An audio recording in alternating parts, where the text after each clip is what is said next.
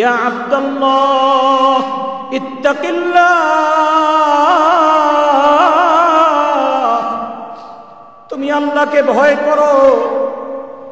দুনিয়ার কেউ না জানুক, আল্লাহ তো জানবেন। তুমি আল্লাহকে ভয় করে এখান থেকে তুমি সরে যাও। রব্বুল আলামিন সেদিন তোমার ভয়ে গুনাহ থেকে আমি বিরত ছিলাম, গুনাহ করি নাই। তোমাকে খুশি করার জন্য আমি গুনাহ ছেড়ে দিয়েছিলাম। আল্লাহ এর ওসিলায় তুমি আমাকে মাফ করে দাও, এর ওসিলায় পাথরটা তুমি আজকে সরিয়ে দাও। দোয়া করার সঙ্গে সঙ্গে পাথর তার জায়গা থেকে আরেকটু সরে গেল। সুবহানাল্লাহ।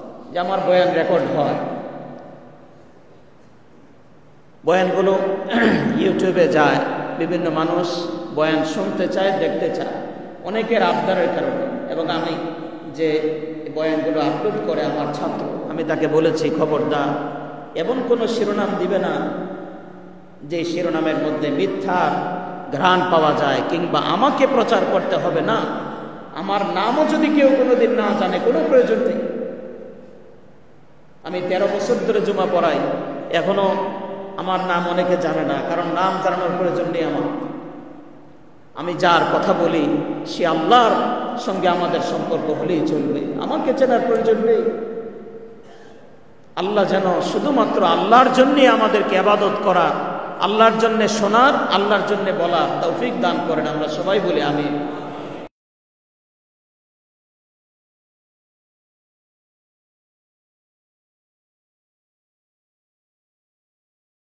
যে মহান রব্বুল আলামিন আমাকে আপনাকে মুসলমান হিসাবে কবুল করেছেন, আমাকে আপনাকে ঈমান দান করেছেন, ইসলাম দান করেছেন।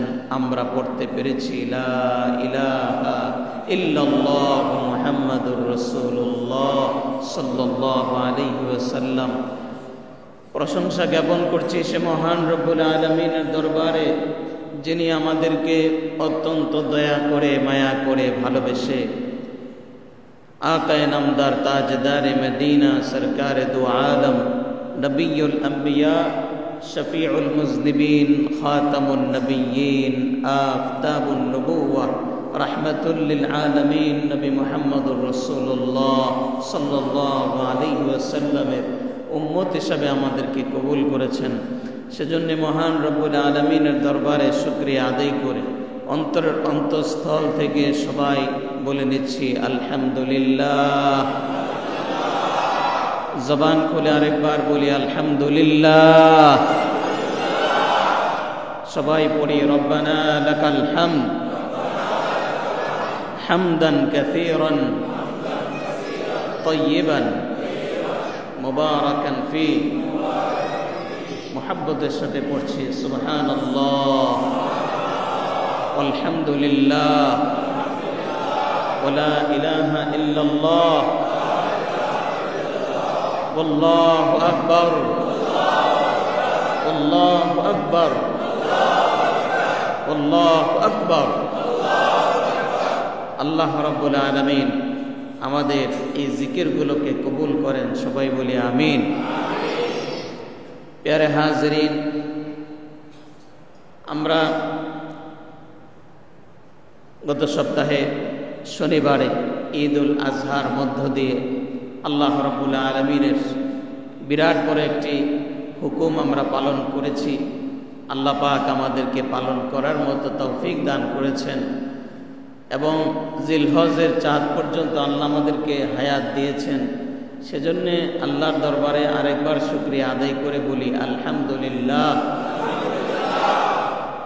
পত্রিকায় এসেছে বাংলাদেশে এই বছর এই কোরবানিতে পশু কোরবানি হয়েছে 91 লক্ষ সামথিং, 91 লক্ষ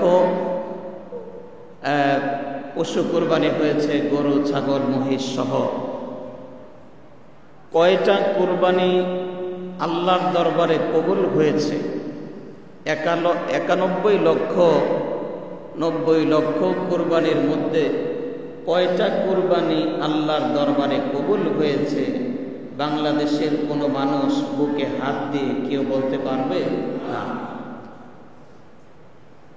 কোনো আলেমও বলতে পারবে না, কোনো খতিব সাহেব নিশ্চিতভাবে বলতে পারবে না আমার কোরবানি কবুল হয়েছে। কেউ এই কথা বলার সাহস নেই আমার কোরবানি কবুল হয়েছে। তবে আমরা আল্লাহর কাছে দোয়া করি, আল্লাহ যেন আমাদের কোরবানিগুলোকে কবুল করেন। সবাই বলে আমিন। হাদিস শরীফ এসেছে যে বান্দা যখন কোরবানি করে তার এই কোরবানির পশুর গায়ে যত পশম থাকে এই পরিমাণ নেকি একজন বান্দার আমল নামায় আল্লাহ পাক দান করেন।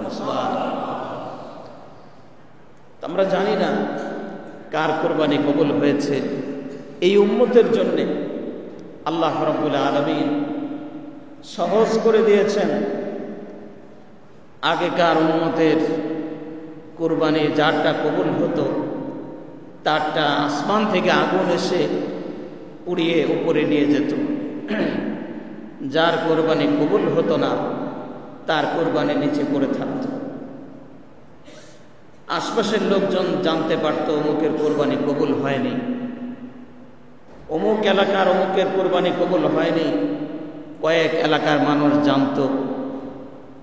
কিন্তু শেষ নবী জনাবে মুহাম্মদুর রাসূলুল্লাহ সাল্লাল্লাহু আলাইহি ওয়াসাল্লামের উম্মতকে আল্লাহ রাব্বুল আলামিন বিশেষ যে কয়টি স্পেশাল যে কয়টি নিয়ামত দান করেছেন, যে কয়টি স্পেশালিটি আমাদেরকে দান করেছেন, তার মধ্যে একটি হলো এই উম্মতকে আল্লাহ পাক অন্য উম্মতের সামনে বেইজ্জতি করবেন না। আল্লাহ পাক আমাদের ইজ্জতকে ঢেকে রাখবেন, আমাদের ইজ্জত যেন নষ্ট না হয় আল্লাহ পাক হেফাজত করবেন। নতুবা অনেক মানুষ আছে যারা হারাম টাকা দিয়ে কোরবানি করেছে, হারাম টাকায় মিশ্রিত কোরবানি, গরিবের টাকা মেরে কোরবানি দিয়েছে, ঘুষের টাকায় কোরবানি দিয়েছে, বোনের হক মেরে কোরবানি করেছে। দুনিয়ার কেউ না জানুক, আমার এই খবর যিনি জানেন, জোরে সোরে প্রাণ খুলে বলুন তো তিনি কে? আল্লাহ। যে যাই করি সব খবর আমার আল্লাহ জানেন। মা লিহাযাল কিতাব লা ইউগাদিরু সগীরাতান ওয়ালা কাবীরাতান ইল্লা আহসাহা। একটা দাড়ি কমা পর্যন্ত আমার আপনার জীবনের লেখা ভুল হবে না, সব লেখা হচ্ছে, সব লিপিবদ্ধ আছে। আমার আপনার কোরবানি কবুল হয়েছে কিনা আমরা জানি না। কোরবানি হয়েছে আমরা আনন্দিত, কিন্তু যদি সেটা প্রকাশ পেত, না জানি কে কোন মুসিবতের মধ্যে পড়ে যেত। আল্লাহ আমাদেরকে বেইজ্জতি করেননি। আল্লাহ আমাদের এই উম্মতের জন্যে আল্লাহ পাক স্পেশালভাবে আমাদের গুনাহগুলোকে আল্লাহ পাক ঢেকে রাখেন। আল্লাহ যেন দয়া করে আমাদের কোরবানিগুলোকে কবুল করেন। আমরা সবাই বলি আমিন। একই কাতারে নামাজ পড়ব আমরা। হাদিস শরীফ এসেছে একই কাতারে নামাজ পড়ে একজনের নামাজ আল্লাহর কাছে কবুল হবে, আরেকজনের নামাজ কবুল হবে না। একই কাতারে দাঁড়িয়েছেন, একই ইমামের পেছনে, একই মসজিদে দাঁড়ানোর পরেও, দামি যায় নামাজে সেজদা দেওয়ার পরেও তার নামাজ কবুল হয়নি, কারণ তার ইনকামের মধ্যে ভেজাল আছে, নতুবা নিয়তের মধ্যে ভেজাল। গত সপ্তাহে বলেছিলাম নিয়ত সহি আর সম্পদ সহি, আমার ইনকাম সহি, এই দুইটা সহি না হলে কোনো ইবাদতই কবুল হবে না। আল্লাহর হাবিব জনাবে মুহাম্মদুর রাসূলুল্লাহ সাল্লাল্লাহু আলাইহি ওয়াসাল্লাম হাদিস শরীফের মাধ্যমে আমাদেরকে জানিয়ে দিয়েছেন, আমার অনেক উম্মত অনেক ইবাদত করার পরেও, অনেক নামাজ রোজা করার পরেও তার নামাজ আল্লাহর দরবারে কবুল হবে না। হজ করে আসবে, হজ কবুল হবে না, কারণ হজ করেছে নামের শুরুতে আল হাজ লাগানোর জন্যে, হজ করেছে এলাকার মানুষ হাজী সাহেব বলবে এজন্যে। নামাজ পড়েছে কারণ নামাজে না গেলে শুক্রবার দিন মানুষ বলবে কেমন মানুষ শুক্রবার পর্যন্ত নামাজে যায় না, দেখানোর জন্য নামাজে যায়। উত্তরায় আমি যখন পড়াশোনা করি, অনেক বছর আগের কথা, এক মুসল্লি ভাইকে এক ছাত্র জিজ্ঞেস করলো, আপনাকে, আপনার বাসা তো মাদ্রাসার মসজিদের পাশেই, আপনি সারা সপ্তাহে কেন মসজিদে আসেন না? তিনি জবাব দিলেন, শুক্রবারেও যদি নামাজে না আসি তাহলে মানুষ বলবে কি, এজন্যে শুক্রবারে নামাজ পড়ার জন্যে মসজিদে আসি, কারণ এটা একটা বাঙালি সংস্কৃতি। নাউজুবিল্লাহ। মানুষ বলবে কি, এজন্য তিনি নামাজ পড়ার জন্য শুক্রবারে আসেন নামাজ পড়তে। এমন নামাজিও আছে, এমন হাজী সাহেবও বাংলাদেশে পাওয়া যায়, শুধুমাত্র আলহাজ নামের আগে লাগানোর জন্য তিনি হজ করে এসেছেন। নিজে দেখেছি বিভিন্ন মাহফিলে যাওয়ার পরে সভাপতি সাহেব কমিটির লোকজনকে ধরেছেন, আমার নামের আগে ঠিক মতো আলহাজ লেখো নাই কেন? এই মাহফিলে আমি টাকা পয়সা কিছুই দিব না, মাহফিলে আমি কোনো পার্টিসিপেট করব না, কেন আমার নামের আগে আলহাজ লাগানো হলো না? ভাইয়েরা আমার, আল্লাহর কসম করে বলতে পারি, এরকম হাজার হাজার হাজী সাহেব যদি এক মসজিদে জমা হয়ে যায়, মানুষকে দেখানোর জন্য নামাজ পড়ে এমন নামাজি হাজার হাজার যদি মসজিদে জমা হয়ে যায়, মানুষকে দেখানোর জন্য যাকাত দেয়, মানুষ তাকে বড় দানবীর বলবে। এরকম হাজার হাজার দানবীর যদি এক মসজিদে জমা হয়ে যায়, ওই সেজদা আল্লাহর আসমান পর্যন্ত উঠবে তো দূরের কথা, এই সেজদা এক হাত উপরে উঠবে না, এই সেজদা আল্লাহর দরবারে কবুল হবে না। ঠিক না বেঠিক? এই নামাজের কোনো দাম নেই আল্লাহর কাছে। যেই নামাজের মধ্যে আল্লাহর সন্তুষ্টি উদ্দেশ্য থাকে না, এজন্য আল্লাহ রাব্বুল আলামিন নবীদেরকেও পর্যন্ত বলেছেন, নবী আমার, আল্লাহর হাবিব বলেন, কুল ইন্নী উমিরতু আন আ'বুদাল্লাহা মুখলিসান লাহুদ্দীন। আল্লাহ পাক তার হাবিবকে বলছেন, হাবিব আপনি বলে দিন, ইন্নী উমিরতু আন আ'বুদাল্লাহা মুখলিসান লাহুদ্দীন, আমাকেও আল্লাহ রাব্বুল আলামিন ইখলাসের সঙ্গে নিয়ত সহি করে ইবাদত করার জন্য আল্লাহ পাক আদেশ করেছেন। নিয়তের মধ্যে যদি ভেজাল হয়, গরমিল হয়, আমার ইবাদত যত সুন্দর হোক, সেই ইবাদত আল্লাহর দরবারে কবুল হবে না। এজন্যে আল্লাহর কাছে দোয়া করি, আল্লাহ যেন ইখলাসের সাথে নিয়ত সহি করে আমাদেরকে ইবাদত করার তৌফিক দান করেন। সবাই জোরে সোরে বলি আমিন।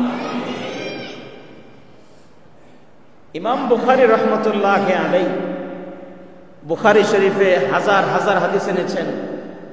পৃথিবীতে বর্তমানে হাদিস পাওয়া যায় প্রায় 8 লক্ষাধিক। 8 লক্ষ হাদিসের মধ্যে ইমাম বুখারী রহমতুল্লাহ আলাইহি যে 6 থেকে 7 হাজার হাদিস এনেছেন, এই হাদিসের মধ্যে সর্বপ্রথম যে হাদিসটা তিনি এনেছেন সেটা হলো ইন্নামাল আ'মালু বিন্নিয়াত, যে হাদিসটা আমরা মক্তবে নুরানীতে ছোটকালে পড়েছি। ইন্নামাল আ'মালু বিন্নিয়াত, সব আমল নির্ভর করবে নিয়তের উপরে, সব আমল নির্ভর করবে নিয়তের উপরে। নিয়ত যদি ঠিক না থাকে, আমল যত সুন্দর হোক, সে আমল আল্লাহর দরবারে কবুল হবে না। এত হাদিসের মধ্যে প্রথমে হাদিস কেন আনলেন? কারণ এই কথা তিনি বোঝাতে চাচ্ছেন, যত হাদিসে আমি লিখি, যত বড় কিতাবে আমি লিখি, আমারও যদি নিয়ত ঠিক না থাকে, তাহলে এই আমল আল্লাহর কাছে কবুল হবে না, এই খেদমত কবুল হবে না। প্রায় 1300 বছর আগে, 1200 বছর আগে, 1250 বছর আগে ইমাম বুখারী রহমতুল্লাহ আলাইহি বুখারী শরীফ লিখেছেন। 1250 বছর আগে বুখারী শরীফ লিখেছেন। আল্লাহ পাক ওনার নিয়তকে কিভাবে কবুল করেছেন, ইমাম বুখারী রহমতুল্লাহ আলাইহি এলাকার একটা বিরোধ সৃষ্টি হওয়ার পরে এলাকা থেকে বের হয়ে তিনি একটা নির্জন এলাকায় চলে গেলেন। যে এলাকায় তিনি মারা গেলেন ওই এলাকার মানুষ ইমাম বুখারীকে ঠিকমতো চিনেই না। কয়েকজন মানুষ ওনার জানাজা করে কাফন দাফনের ব্যবস্থা করেছে, কিন্তু ইমাম বুখারীর নিয়তের কারণে আল্লাহ পাক ইমাম বুখারীর কিতাবকে এমনভাবে কবুল করেছেন, আজকে 1250 বছর যাবৎ পৃথিবীর প্রত্যেকটা মুসলিম কান্ট্রিতে লক্ষ লক্ষ মাদ্রাসায় লক্ষ লক্ষ ছাত্ররা বুখারী শরীফ পড়ছে, হাজার হাজার আলেমরা বুখারী শরীফ পড়াচ্ছে। চিৎকার করে বলি আল্লাহু আকবার। কোটি কোটি সওয়াব প্রতি মুহূর্তে ইমাম বুখারী রাহমাতুল্লাহ আলাইহি পাচ্ছেন। সুবহানাল্লাহ। জীবনে কোনোদিন আমি দেখি নাই ইমাম বুখারীকে, আমার ওস্তাদ দেখেননি। আমার ওস্তাদ মালিবাগ মাদ্রাসার শেখুল হাদিস আল্লামা কাজী মুতাসিম বিল্লাহ রাহমাতুল্লাহ আলাইহি, ওনার ওস্তাদ ছিলেন ভারতবর্ষের ইংরেজ বিরোধী আন্দোলনের সিপাহ সালার আল্লামা হুসাইন আহমদ মাদানী রহমতুল্লাহ আলাইহি। তো এভাবে করে সিলসিলা আমাদের পর্যন্ত আমরা পেয়েছি ইমাম বুখারীকে। ইমাম বুখারী রহমতুল্লাহ আলাইহি উনি পড়েছেন ওনার উস্তাদ হযরত আব্দুল্লাহ ইবনে মুবারক রহমতুল্লাহ আলাইহির কাছে। তিনি পড়েছেন ইমাম আবু হানিফা রহমতুল্লাহ আলাইহির কাছে। ইমাম আবু হানিফা রহমতুল্লাহ আলাইহি পড়েছেন সরাসরি তিনজন সাহাবীর কাছে, আর সাহাবী সরাসরি হাদিস শুনেছেন বিশ্বনবী জনাবে মুহাম্মদুর রাসূলুল্লাহ সাল্লাল্লাহু আলাইহি ওয়াসাল্লামের কাছ থেকে। সুবহানাল্লাহ। এই খেদমত চলছে হাজার বছর যাবৎ। এই যে একটি হাদিস আমরা পড়লাম, যত মানুষ আমরা শুনলাম, সব সওয়াব ইমাম বুখারী রাহমাতুল্লাহ আলাইহি পেয়ে গিয়েছেন। সুবহানাল্লাহ। তিনি সেই সমরকন্দ বুখারাতে ঘুমিয়ে আছেন, ছোট্ট একটি কবরে তিনি ঘুমিয়ে আছেন। লক্ষ লক্ষ হাদিসের সওয়াব তিনি পাচ্ছেন প্রতি মুহূর্তে। কেন? নিয়তের কারণে। আমরাও যদি নিয়ত ঠিক করে আমল করতে পারি, আশা করা যায় আল্লাহ পাক আমাদের সদকায়ে জারিয়া এমনভাবে কবুল করবেন, আমরা চলে যাব, এই মসজিদ যতদিন থাকবে মসজিদের সওয়াব আমাদের কবরে পৌঁছতে থাকবে। সুবহানাল্লাহ। আজকে আমরা দেখতে পাই হজে গিয়ে পর্যন্ত কাবা শরীফের সামনে দাঁড়িয়ে সেলফি তুলে যে তওয়াফ শেষ করলাম, সাফা মারওয়ার সামনে দাঁড়িয়ে এবার সাই শেষ করলাম, এবার শয়তানকে পাথর মারা শেষ করলাম, একটার পর একটা হাজী সাহেব ছবি দিচ্ছে। বিমান থেকে নামলাম, বিমান থেকে উঠলাম, শয়তানকে পাথর মারলাম। শয়তানে বলবে আমারে কি পাথর মারবে, তরে না মারণ দরকার। এই মোবাইল নিয়ে এত ব্যস্ত, মানুষকে ইবাদত দেখানোর জন্য মানুষ এত ব্যস্ত হয়ে পড়ল, মানুষকে দেখানোর জন্য। এখন তো অনলাইনের যুগ, আমরা দেখি আর কি। আমি যেহেতু ওয়াজ মাহফিল করি, বাংলাদেশে ঘুরি, দেখি বিভিন্ন সময় অনেকে ফেসবুকের মধ্যে দেয় এই মাহফিলে চললাম, অমুক মাহফিলে যাচ্ছি, অমুক মাহফিলে গিয়ে বসলাম, মাহফিলের শ্রোতাদেরকে দিয়ে ছবি দেখায়, এই যে আমার মাহফিলের শ্রোতা। কি প্রয়োজন? মানুষকে দেখানোর কি প্রয়োজন? কি ফায়দা হবে?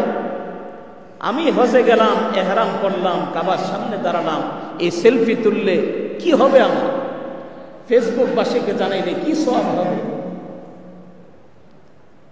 নবীজি বলেছেন যে আমলের মধ্যে রিয়া থাকবে, মানুষকে দেখানোর উদ্দেশ্য থাকবে, সেই আমল আল্লাহর দরবারে কবুল হবে না, হবে না, হবে না। সে আমলের কোনো দাম নেই আল্লাহর কাছে। আর আমল যদি হয় আল্লাহর জন্য, যদি সেটা কম হয়, 1 টাকাও যদি কেউ আল্লাহর রাস্তায় দান করে, আর সেটা যদি হয় শুধু আল্লাহকে খুশি করার জন্য, কিয়ামতের দিন সেটা উহুদ পাহাড় পরিমাণ বড় হয়ে তারপরে সেটাকে মিজানের পাল্লায় তুলে দেওয়া হবে। সুবহানাল্লাহ। শুধু নিয়তের কারণে। আল্লাহ আমাদেরকে ইখলাসের সাথে জীবনের সব আমল করার তৌফিক দান করেন। সবাই বলি আমিন। যে আমার বয়ান রেকর্ড হয়, বয়ানগুলো ইউটিউবে যায়, বিভিন্ন মানুষ বয়ান শুনতে চায়, দেখতে চায়, অনেকের আবদারের কারণে। এবং আমি যে বয়ানগুলো আপলোড করে আমার ছাত্র, আমি তাকে বলেছি খবরদার এমন কোনো শিরোনাম দিবে না যে শিরোনামের মধ্যে মিথ্যার ঘ্রাণ পাওয়া যায়, কিংবা আমাকে প্রচার করতে হবে না। আমার নামও যদি কেউ কোনোদিন না জানে, কোনো প্রয়োজন নেই। আমি 13 বছর ধরে জুমা পড়াই, এখনো আমার নাম অনেকে জানে না, কারণ নাম জানানোর প্রয়োজন নেই আমার। আমি যার কথা বলি সে আল্লাহর সঙ্গে আমাদের সম্পর্ক হলেই চলবে, আমাকে চেনার প্রয়োজন নেই। আল্লাহ যেন শুধুমাত্র আল্লাহর জন্যে আমাদেরকে ইবাদত করা, আল্লাহর জন্য শোনার, আল্লাহর জন্য বলার তৌফিক দান করেন। আমরা সবাই বলি আমিন। আল্লাহর জন্য যদি ইখলাসের সাথে আমল করি, এই আমলের পাওয়ার এত বেশি, নবীজি বলেছেন ওই আমলের পাওয়ার এত বেশি, ওই আমলের উসিলা করে আল্লাহর কাছে যদি বলো আল্লাহ ওই আমলটার বিনিময়ে তুমি আমার বিপদ দূর করে দাও, আল্লাহ পাক সঙ্গে সঙ্গে তোমার দোয়া কবুল করে বিপদ দূর করে দিবেন। সুবহানাল্লাহ, ওই আমলের পাওয়ার এত বেশি। ছোট্ট একটি ঘটনা আপনাদেরকে শোনাই। বুখারী শরীফের 2227 নম্বর হাদিস। এই হাদিসটি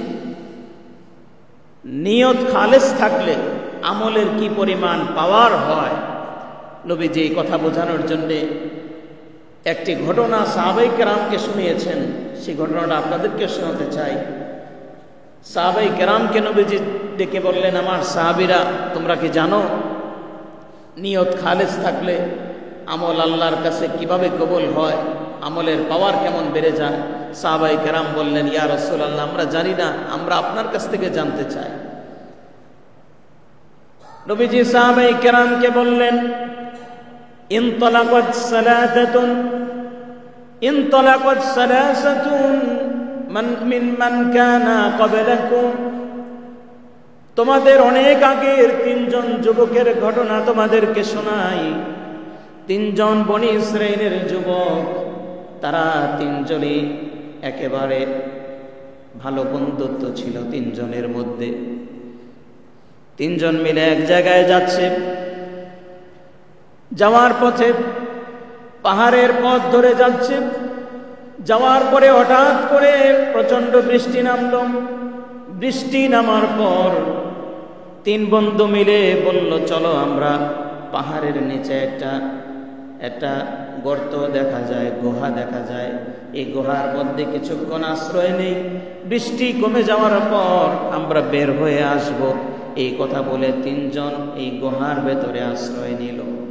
আওয়াউ ইলা গারিন মিনাল জাবাল,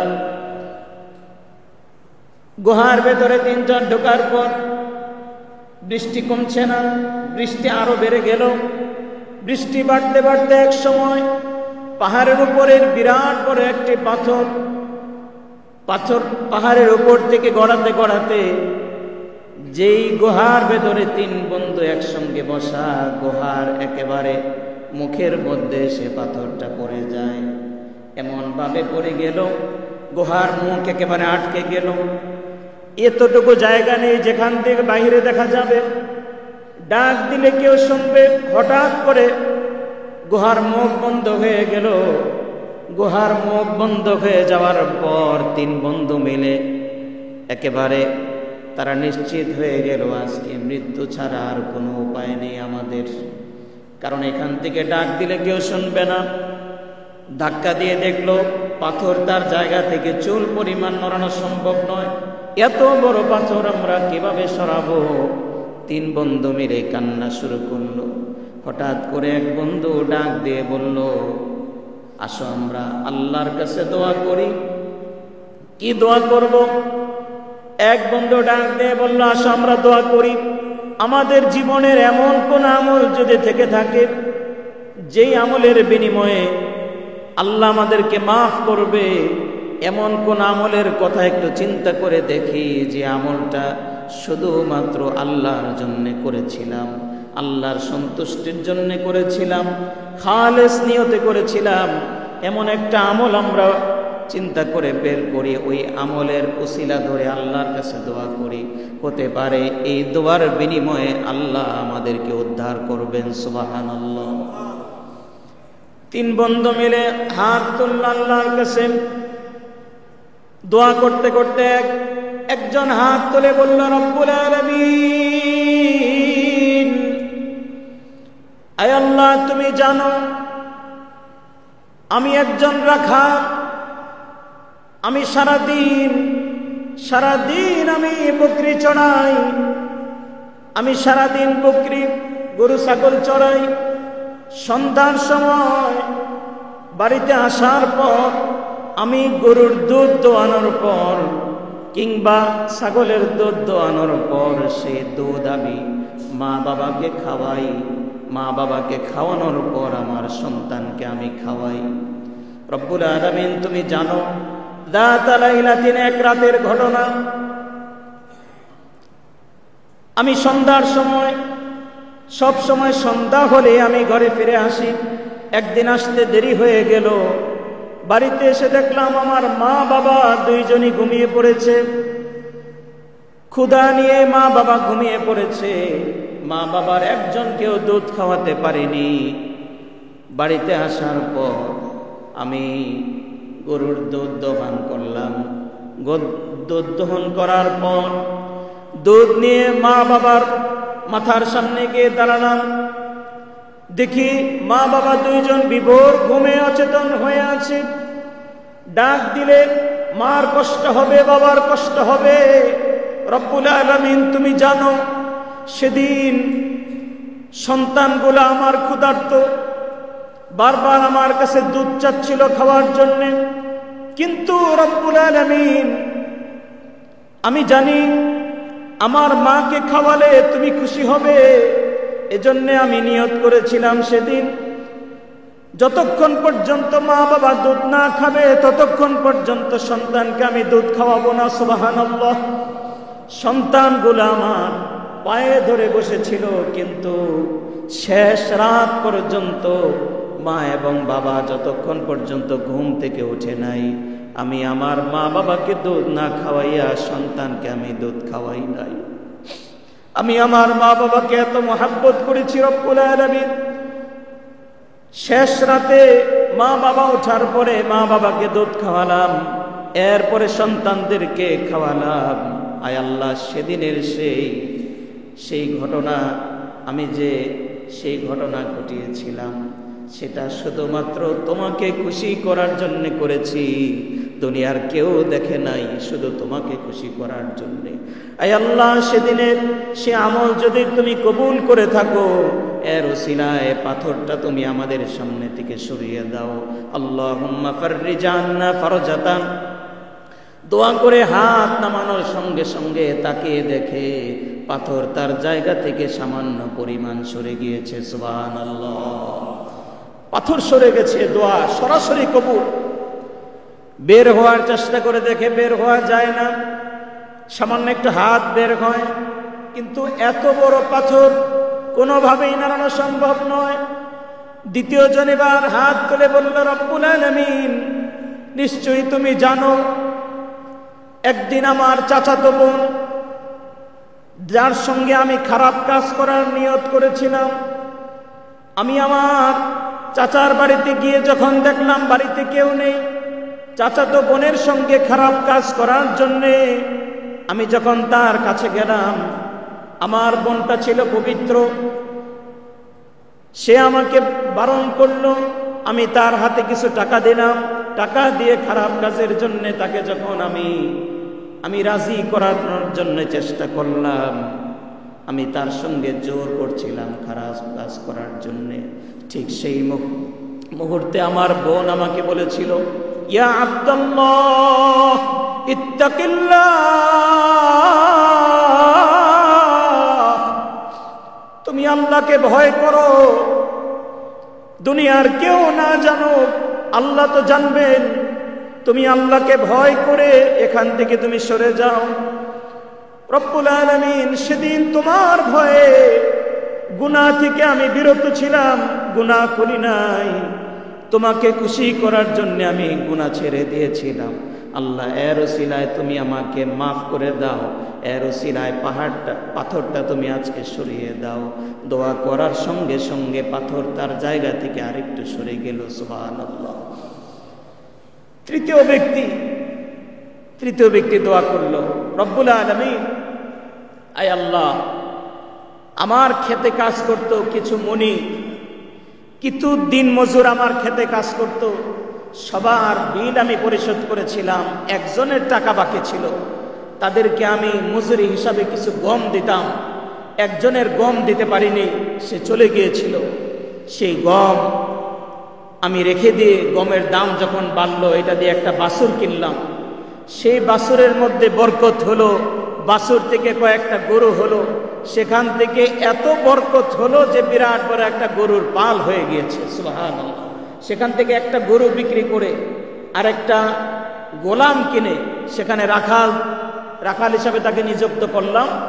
শুধুমাত্র এই মজুরি থেকে, একজন দিন মজুরি থেকে বিরাট বড় গরুর পাল হয়ে গেছে। ডাক দিয়ে বলল, রব্বুল আলামিন, নিশ্চয়ই তুমি জানো, কিছুদিন পরে, কয়েক বছর পরে সেই পাওনাদার আমার কাছে এসে বলল, আমি যে কিছু এক মুঠ গম আমাকে দেওয়ার কথা ছিল, কিছু গম আমাকে দেওয়ার কথা ছিল, সেই গম আমাকে ফেরত দাও। আমি তো পারিশ্রমিক হিসাবে এগুলো পেতাম। আমি তাকে ডাক দিয়ে বললাম, ওই যে দেখো বিরাট বড় গরুর খামার দেখা যায়, গরুর বিরাট বড় পাল দেখা যায়, এই বিরাট বড় গরুর পাল, এই সবগুলো তুমি নিয়ে যাও, এই সবগুলো তোমার। সুবহানাল্লাহ। সেই ব্যক্তি আমাকে বলল, আতাস্তাহজিউ বি, আপনি আমার সাথে ঠাট্টা করতেছেন? আমি এসেছি আমার মজুরি নেওয়ার জন্যে, আপনি আমাকে গরুর পাল দিয়ে দিচ্ছেন। সেই ব্যক্তি বলল, ওয়াল্লাহি, আমি আল্লাহর কসম করে বলি, তোমার এই মজুরি থেকে এত পরিমাণ বরকত হয়েছে, এখান থেকে গরুর পাল হয়েছে, রাখাল সহ তুমি নিয়ে যাও। ওই ব্যক্তি রাখাল এবং গরু সব কিছু নিয়ে চলে গেল, একটাও আমার জন্যে রেখে যায় নাই। আল্লাহ, সেদিন তোমার জন্যে আমি সব কিছু দিয়েছিলাম, সেদিনের আমল যদি কবুল করে থাকো, এর ওসিলায় আজকে তুমি আমার দোয়া কবুল করে নাও, আমাদেরকে বিপদ থেকে উদ্ধার করো। দোয়া শেষ করার সঙ্গে সঙ্গে তিনজন ব্যক্তি বের হওয়ার জন্য যতটুকু জায়গা প্রয়োজন অতটুকু পরিমাণ পাথরকে আল্লাহ পাক সরিয়ে দিয়েছেন। সুবহানাল্লাহ। আল্লাহ রাব্বুল আলামিন এই ইখলাসের সাথে যে আমল হয় শুধু আল্লাহকে খুশি করার জন্য, সে আমলের বিনিময়ে আল্লাহ বিপদ দূর করে দেন। নবীজি ঘটনা শোনাচ্ছেন, তারপরে তিনজন বের হয়ে আসলেন। এই থেকে আমাদের শিক্ষা হলো যে আমরা ইবাদত করব, জীবনে যাই করি, যতটুকু ইবাদত করি, শুধুমাত্র কাকে খুশি করার জন্য। আরো জোরে বলেন, কার জন্যে? আল্লাহ। কোনো মানুষকে দেখানোর জন্য ইবাদত করব না, কোনো মানুষ বাহবা দেখ আর না দেখ, শুধু আল্লাহকে খুশি করার জন্য ইবাদত করব। সে ইবাদতের অনেক মূল্য, অনেক ওজন। আর যদি জুমার নামাজ পড়লাম আর সেলফি একটা তুলে দিলাম, জুমার নামাজ পড়েছি, মানুষ বলবে যে হ্যাঁ মাশাআল্লাহ, আপনি তো অনেক নামাজি। কথার কথা, হাদিস শরীফে এসেছে, মানুষ যদি তোমাকে নামাজি বলে আর তুমি খুশি হয়ে যাও, তাহলে হতে পারে এর ওসিলায় এই যে তুমি বললো, সে তোমার যে সওয়াব ছিল সওয়াব শেষ হয়ে যাবে। এমনকি কিয়ামতের মাঠে আল্লাহ রাব্বুল আলামিন অনেক শহীদদেরকে ডাক দিয়ে বলবেন, তোমার সমস্ত আমলের সওয়াব বরবাদ হয়ে গেছে, কেননা তুমি শহীদ হয়েছিলে এজন্য যে মানুষ তোমাকে শহীদ বলবে, তোমার আত্মীয় স্বজনকে শহীদের মা বাবা বলবে, শহীদের ভাই বলবে। অনেক আলেমকে আল্লাহ পাক ধরবেন যে তুমি আলেম হয়েছিলে, মানুষ তোমাকে আলেম বলবে, বড় হুজুর বলবে, এজন্য তুমি আলেম হয়েছিলে, মানুষ তো তোমাকে বলেছে, সুতরাং আজকে আর কোনো আমল তোমার বাকি নেই, কোনো সওয়াব বাকি নেই। অনেক কারি সাহেবকে আল্লাহ পাক ধরবেন যে তোমাকে মানুষ বড় বড় কারি সাহেব বলতো, মানুষ তো বলেছেই, যেটা পাওয়ার তুমি দুনিয়ায় পেয়ে গেছো, আখিরাতে তোমার আর কোনো সওয়াব বাকি নেই। অনেক দাঈ সারা জীবন দাওয়াতের কাজ করেছে, কিন্তু মানুষকে দেখানোর জন্যে নিয়তের মধ্যে গরমিল হওয়ার কারণে তার সওয়াব নষ্ট হয়ে যাবে। আল্লাহ যেন আমাদের সওয়াবগুলোকে বাকি রাখেন, আল্লাহ যেন আল্লাহর জন্যই শুধু সব ইবাদত করার তৌফিক দান করেন। আমরা জোরে সোরে আরেকবার বলি আমিন।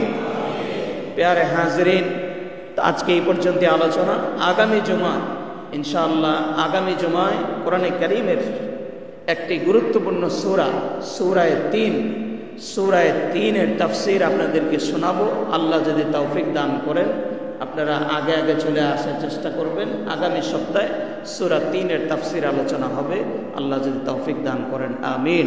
ওয়া আখির দাওয়ানা আলহামদুলিল্লাহি রাব্বিল আলামিন।